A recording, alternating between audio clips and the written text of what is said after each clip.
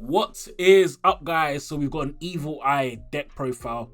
Before I get into this, look, leave a like on the video if you've enjoyed it. Subscribe to my channel, I've got more coming out soon. And leave a comment, tell me what you want to see next. If you want to see some more deck profiles, if you want to see some of my VODs, because I play a lot of games with these decks before I actually bring out the profiles as well. So I can post some of that for you guys so you can see how to play these decks and such. Or if there's a deck type that you guys really want to see and you haven't seen, let me know, man. I'll test it out. I'll try and make it pretty good for you, and then I'll move that onto this so that I can show you guys exactly how I made it successful. But without further ado, so we're moving on to Evil Eye.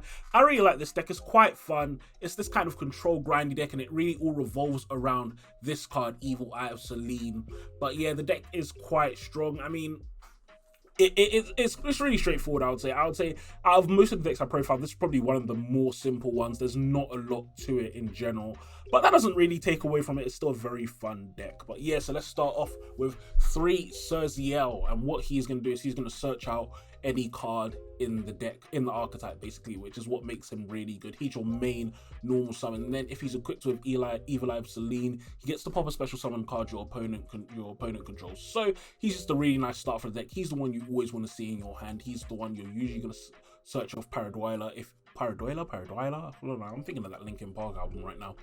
But anyway, yeah, he's the one you're usually going to search off your field spell if you don't search Selene herself. But yeah, he's a really good card, definitely free of regardless of what you're doing in Evil Eye. Then you want to play 2 Medusa, so when you normal summon her, you can add an Evil Eye card in your graveyard to your hand. If she's equipped with Selene, then you can target a monster in your opponent's graveyard and banish it, so not too bad of an effect. Catoblepus, I hope I got that name right. But yeah, this one, so this allows you to stop an Evil Eye spell or trap you control from being destroyed, and then on top of that, if you control another Evil Eye monster, you can special summon this to the graveyard. So this is really your play starter in terms of links. This allows you to link climb very easily, so he isn't a bad card. But I only play him at 1. If you need him, you'll search him. I mean, that's all. He's going to be the first one you discard if you need a discard. But yeah, he's not bad. And I'd say this is the only one that I would say is really good other than Yugioh, which is Bacillus, which is if you control an Evil Eye, you can special summon him from your hand, and then during your main phase you can tutor an Evil Eye spell or trap to the graveyard. So the reason why he's so good, I would say, is firstly, that first effect is nice for link climbing, but it's actually the second effect. He allows you to tutor any Evil Eye spell from your deck to your graveyard, and if you send Evil Eye of Gorgonio, that basically searches your Selene, which is what you're usually going to be searching with it, or it searches anything else that you want if you want a different Evil Eye card. So he's a really good. So these two always at 3. Medusa, you can play her at 3 or 3 if you really want to. I have her down to 2 because she's not super important. And whatever, have this one at 1. If you need him, you'll search him. Then we move on from that Evil Eye manifestation. Now, one of the biggest weaknesses of this deck is getting a monster. It's basically you need to see Selene and you need to see a monster. So getting a monster on the field in the first place is a big weakness of the deck. And so Evil Eye manifestation is nice because this allows you to simply have a monster if you don't have one. In addition to Evil Eye Awakening. So manifestation will summon tokens, and then it will summon 2 if Evil Eye of Selene's on the field. Awakening is the monster reborn, and then if Evil Eye is on the field, it special summons a monster from the deck. In addition to that, manifestation, if you can banish it from your grave and it will protect your Evil Eye spells and traps. So now the thing about this, by the way, is cards like this, it won't protect your face downs, obviously, it will only protect your face ups. So really what it's really saying, because you don't care about your field spell being destroyed, but what it's really saying is it's going to protect your Evil Eye of Selene's. That's really what its purpose is. But anyway, yeah, this is a really good card. This is a really good card. You want to definitely play these at 3. These allow you to extend because similar to a deck like Zodiac's, you're all based around that 1 normal summon. If you get that 1 normal summon, you can do so much. But all your opponent has to do is negate that 1 normal summon and you can't play the game. And so that's why it's so important to have cards like these, because what these allow you to do is still play the game and still activate. Because what you would do with this, for example, is you put Selene and then maybe you have another card that you can extend now even better with it, for example, if you have one of these in your graveyard or something. But anyway, yeah, that's what's really good about these. So you definitely want these both at 3. Then I put 3 Extrav in this deck. I mean, you need draw power. If you can't afford Extrav, don't worry, you can just play Souls or something like that. It's not a huge issue, but you do want draw power in this deck. Then Terraforming, Duality for more consistency. Call by the Grave, obviously, again, more consistency. Then Evil Eye Confrontation. This is a pretty good card. It pops a spell or trap, and especially in this format with stuff like Geist and Eldritch, it is a very nice card because if you control Evil Eye of Selene, you can also banish that card. So it is a really nice spell or trap pop. This format I have it at 2. Normally I have it at 1, but it's just a nice card to see. Then Evil Eye Repose. This allows you, this is just draw power. This is why I like this card. That's the only reason I actually play it. Its secondary effect isn't bad. It banishes your opponent's monster after they battle your Evil Eye monster. That doesn't come up as much as you would think, just because you're either going to pop the monster already because it's probably Cersei or something you're using, or you're just going to, you would have beaten over it and you don't care that much because you get to ridiculous attack values because of Gorgoneo. So the second effect doesn't come up that much, but it's still a really good effect. Then its final effect is also nice. Now what you'll find is that a lot of the Evil Eyes have this ability to kind of do something secondary if they're destroyed, and that's because Evil Eye of Selene forces you to pop your own cards, and so it's really nice. So this one, when it's popped, it allows you to target 3 banished Evil Eye cards and return them to the graveyard, which is nice. It recycles your cards, which is great. Then we have our Evil Eyes of Selene. So we have Evil Eye of Selene. Now this card is amazing for the archetype. It just does a lot. I mean, it's funny, equipped archetypes are never amazing. As I'm saying that, I'm thinking one of the best archetypes right now is in the OCG anyway, is Infernoble Knights. But whatever, anyway, equipped archetypes are not usually amazing, but this is a really good equipped spell. So equipped to Evil Eye monster, can't be destroyed by battle or card effects, can't be targeted by card effects. When you activate an effect, or if you activate another Evil Eye spell or trap card, the equipped monster will gain 500 attack. If it does, lose 500 LP. If it's in your graveyard, pay 1000 LP, banish an Evil Eye spell or trap from your graveyard, and set this card. So it's nice. It recycles itself. It makes your Evil Eyes into boss monsters. It basically turns any Evil Eye you have into boss monsters, and that's what's great, because even with these low attack ones, they can't be destroyed by battle or card effects anymore because of this. And so it's really, really, really nice. It just it allows you to turn them into boss monsters. It gives them their secondary effects. It just does a lot for your deck. So it's a great card. You always want to see this as well in your hand. But yeah, just really nice. We like Evil Eye of Selene. Then Evil Eye of Gorgoneo, it also counts as Evil Eye of Selene, but has a slightly different effect. This one is more geared towards equalizing the game and OTKing. So equip again only to an Evil Eye monster, becomes Evil Eye Selene when in the spell or trap zone, which is very good. And then while your LP is lower than the opponent's, the equipped monster gains attack equal to the difference. You can banish this card from your graveyard, discard 1 Evil Eye, add an Evil Eye spell or trap from your deck to your hand, except this. So this card is really, really good just for that secondary effect, because when it's in the graveyard, obviously, you can banish the search. Now, the reason why I won't play something like Foolish Burial Goods for this is because that it is still you're still going to have to kind of get this in the graveyard, then banish it and discard a card just to search. I don't think it's worth the drop in consistency adding Burial Goods to add this to search Selene. We've got a lot of ways to search Selene already.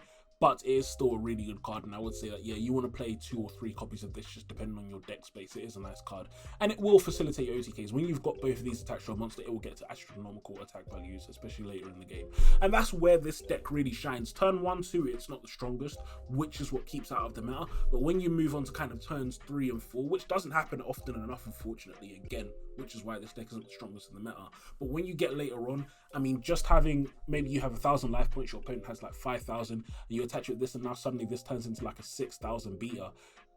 It's just hard for your opponent to deal with, and that's what makes this deck so good, especially later on. But then we move on to their field spell. Their field spell is really good. It's just generic searcher, and then if your opponent attacks you, if your Evil Eye monster is attacked while you control Evil Eye of Selene, they'll take the battle damage as well from that attack.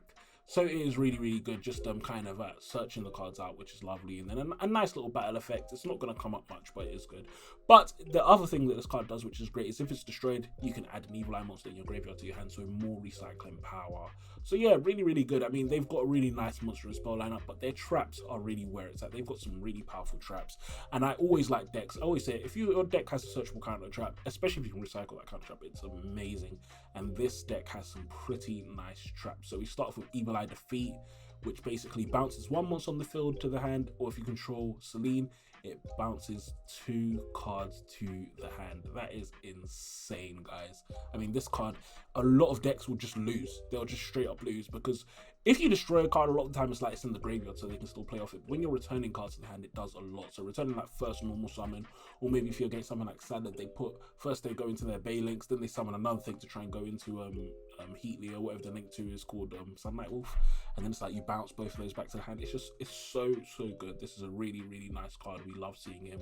Evil Eye Mesmerism, if they special summon a monster, it takes control of it. So that's why I like this card. Normally I wouldn't play a continuous trap like this, but it's basically Crackdown. That's what makes it really good. That's why I really like this card. And what makes it even better is that you can treat that card as an Evil Eye monster. So if you activate this, If you activate this, take a card and it's still on your field on your turn, you can now attach it to Evil Eye of Selene to it and like make the monster do all kinds of crazy stuff. So it is a really, really, really good card. Yeah, this is a nice card. I would definitely play this at minimum 1 in the deck. And then their counter trap, spell or trap negation, and then if you control Evil Eye Selene, they can't respond to this. So again, this counter trap's really, really good. It's nice to have spell or trap negation in a counter trap, just to kind of deal with those storms and things like that.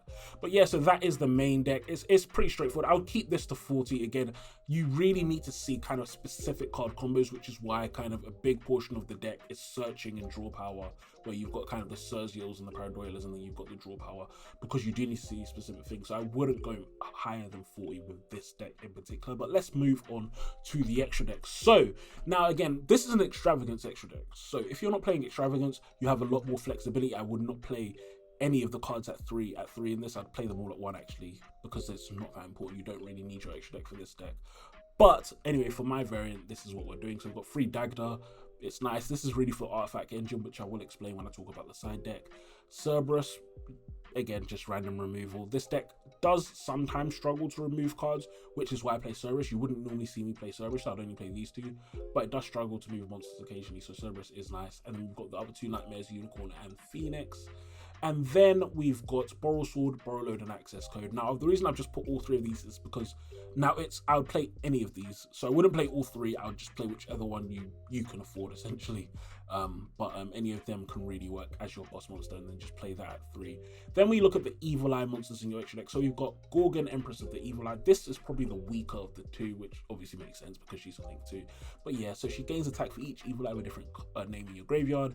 If she's equipped with Selene, she can negate a monster your opponent controls, any effect monster, not just special summoned ones. And then also she has to destroy a card she points to. So she's the one who has the least cost for being attached with Selene. But yeah, she's not amazing. I'd say that effect is good, but it just doesn't come up enough a lot of the time. And she just, you're only really going to be going up into to link up into Cerzial. So if I was you and I had something like a Cerzial on the field and then I could go into link 2, I wouldn't. I would just keep Cerzial because his effect is strictly better. I'd rather pop a card than remove a card. I'd rather pop a card than negate a card. I think that's just more useful. But we move on to Cerzial, ruler of the Evil Eye, and if he's link summoned with a monster with 26 or 100 or higher attack as material, he can make a second attack during each battle phase. That's going to be very easy because that's just 2 activations of Selene to get your Cerzial up to that. Then you can target a card your opponent controls and destroy it if it's equipped with Selene. I mean, that's a sick effect. We really like that. There's very little bad about that effect, to be honest. And then the last effect, and this is what I think makes him super good, is that he can negate the effect of one effect monster this card currently points to. So it's like that cost of Selene making you pop a card or do something in every end phase. It's really nice with him because his one, I would say, is probably the one that counts the least as kind of a cost. It more just kind of screws over your opponent if you happen to summon this next to one of their cards. So it's really, really nice. So we like him at 3. He's a good one to go into. So again, you have the choice between Cerzial and Cerzial. Then I would always go into Cerzial because he is strictly better. So you want to go him.